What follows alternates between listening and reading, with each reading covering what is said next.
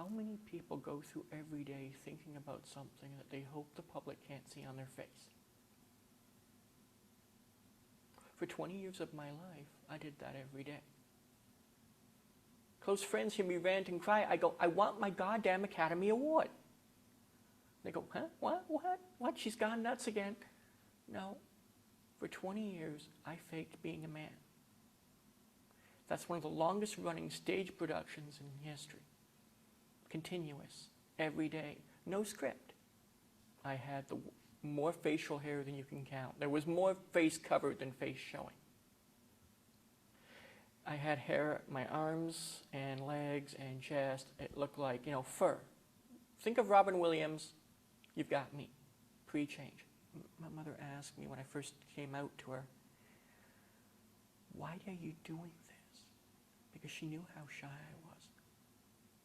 I said, well, Mom, don't you get it? Like, I looked at her like, duh.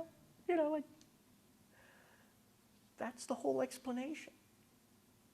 How important must this be that I'm willing to take not only my own insecurities, my own nerves, my own terrors, but everybody else's nastiness?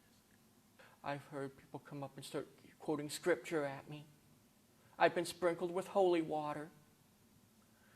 Sometimes I think people think I'm the Wicked Witch of the West, disappear, disappear. You scare me. You upset my world. I don't want to see you. I don't want to hear from you. My dad, who died a couple of years ago and accepted near the end, used to watch Jerry Springer and go, freaks like that don't deserve to live. Pretty awkward sitting in a room with your father, realizing, of course, that what he's talking about is you.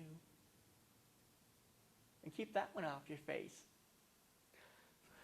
I was the rape victim. I was a sexual assault victim. But the police detectives treated me like I was actually guilty. I was told by the Crown Attorney's Office that because of my lifestyle choice, that I would be subject to cross-examination by the defense attorney based on the fact that I might be a prostitute. I'm pausing for a second because I'm still trying to think of how they can go from victim to prostitute.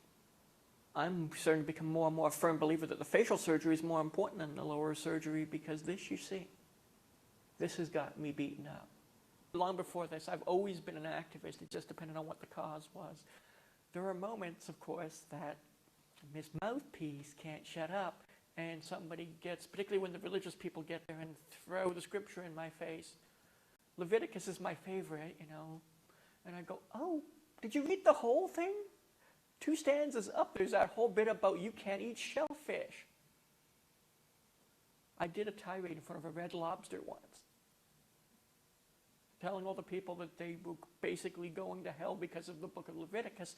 And of course the people were freaking out about me. But then I had it in scripture. I had the book, the Bible with me. See? Shellfish. Shellfish. And they were going looking at me like, what the hell are you doing, woman? Are you nuts? It was to make a point.